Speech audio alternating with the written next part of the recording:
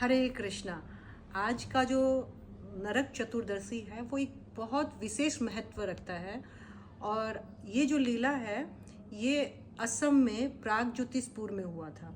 तो ये प्रागज्योतिषपुर जो है ये वहाँ के वासी बहुत लकी है क्योंकि कृष्ण वहाँ पर आए हैं और कृष्ण वहाँ पर आकर साक्षात लीलाएं की है। तो हुआ यूं कि कृष्ण का ही एक पुत्र था। कृष्ण और भूदेवी, उन भूमि देवी, उन दोनों के पुत्र का नाम जो था भौमासुर था, क्योंकि भूमि का पुत्र था ना, इसलिए उनका नाम भौमासुर पड़ा। और भौमासुर बहुत हाई एक डिवाइन पेरेंटिंग के वजह से उनके पास बहुत शक्तियाँ थी, बहुत पावरफुल थे। लेकिन कभी कभी कहा जाता है ना कि अगर हम पावर को सही रूप से हैंडल नहीं कर पाए तो ये ईगो जनरेट करता है, अहंकार जनरेट करता है, और अहंकार के साथ साथ बहुत सारा जो दोष है वो उत्पन्न हो जाता है।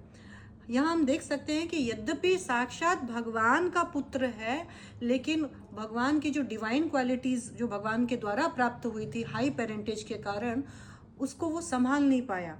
और संभाल नहीं पाया क्योंकि उनका जो संगति है वो एक बाणासुर नाम के असुर के साथ हो गया था।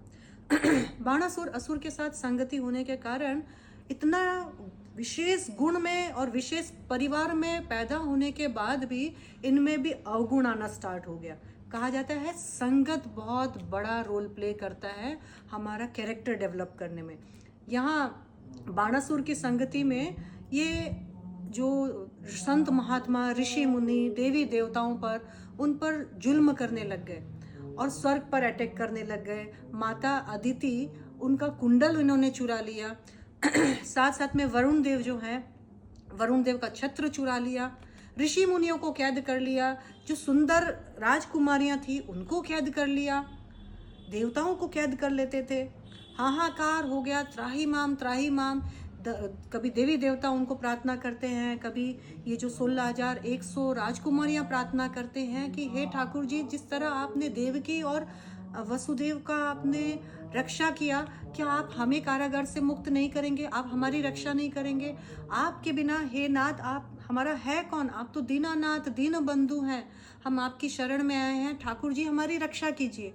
भगवान जब ऐसी असहाय पुकार सुनते हैं अपने भक्तों की, भगवान तत्क्षण चले आते हैं। जैसे भगवान द्रौपदी के वक्त आए थे, वैसे ही इनके पास भगवान इनकी रक्षा करने के लिए आए। और आज की जो नरक चतुर्दशी है, इस दिन इनका, इस असुर का भगवान ने वध किया। वध करके इस असुर का उद्धार हो गया।